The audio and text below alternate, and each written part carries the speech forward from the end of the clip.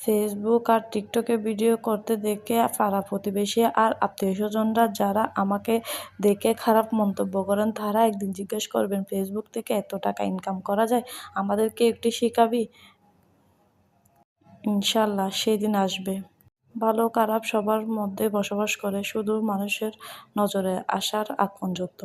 যাই হোক, কথা বলতে বলতে আমি মুরগিটা কেটে ফেলতেছি। অনেক রাত হয়ে গেছে, এখন আমার তাড়াতাড়ি রান্নাটা শেষ করা লাগবে। যাদের আমার ভিডিওগুলো দেখতে খারাপ লাগে তাদের জন্য ব্লগ অপশানও আছে, ফলো করার অপশানও আছে। কোনো কিছু করতে টাকা লাগে না, ঠিক আছে? শুধু একটু কষ্ট করা লাগবে। আপনারা যাদের ভালো না লাগে তারা একটু ব্লক করে দিন। আপনি খারাপ থাকলে কেউ আপনার পাশে থাকবে না। যারা আমাকে নিয়ে পিছে কথা বলেন, প্লিজ আপনারা আমার পাশে না থাকেন, কিন্তু পিছে কথা বলিয়েন না। আপনাদের কেন মনে থাকে না আজকের পর কাল তো আসবেই? যাই হোক, ভিডিওতে অনেক কথা বলে ফেললাম, সবাই আমার দৃষ্টিতে দেখবেন। যাই হোক, মুরগিটা কাটতে কাটতে অনেক কথা বলে ফেলছি।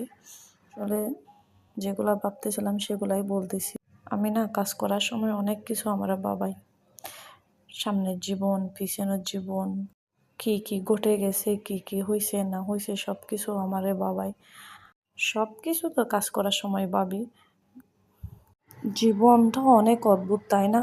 আপনি যতই উপকার করেন, যতই পাশে থাকেন, যতই মন নেওয়ার চেষ্টা করেন, কেউ আপনার পাশে থাকবে না, কারো মন একটুও গলবে না যে আপনি আপনার মানে আপনি কি করছেন এগুলো কখনো ভাববে না। আপনি দেখবেন যে পিছনে ফিরে তাকাইলে দেখবেন যে আপনার জন্য ২-৩টা গর্ত করে রাখছে, যেটা কখনো আপনি কল্পনাই করতে পারবেন না।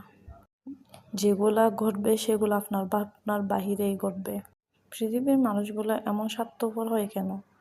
কেন মানুষের মনে রহমত নাই? কি ভাই, মানুষ মানুষকে কষ্ট দিয়ে? আপনার ভুল কি কি আছে এটা ধরিয়ে দেওয়ার জন্য ৪-৫ বোন এক বোটেকে আপনি পাবেন, কিন্তু ওই বোটেকে আপনি এমন একটা ব্যক্তি পাবেন না যে এমন কিছু ভালো দিক হয়তো ও ছিল, এটা কখনো বলার মানুষ আপনি ওই বোটেকে পাবেন না। দোয়া করি সবাই ভালো থাকুক, সবাই সুস্থ থাকুক, কারো মনে কেউ কষ্ট না দিক। আপনি দেখবেন যে যে রাস্তাটা আপনি হাঁটার জন্য সবসময় পরিষ্কার করে রাখবেন, সেই রাস্তায় গিয়ে আপনি দেখবেন যে অনেক জঘন্যভাবে হুঁচট খেয়ে পড়ে গেছেন।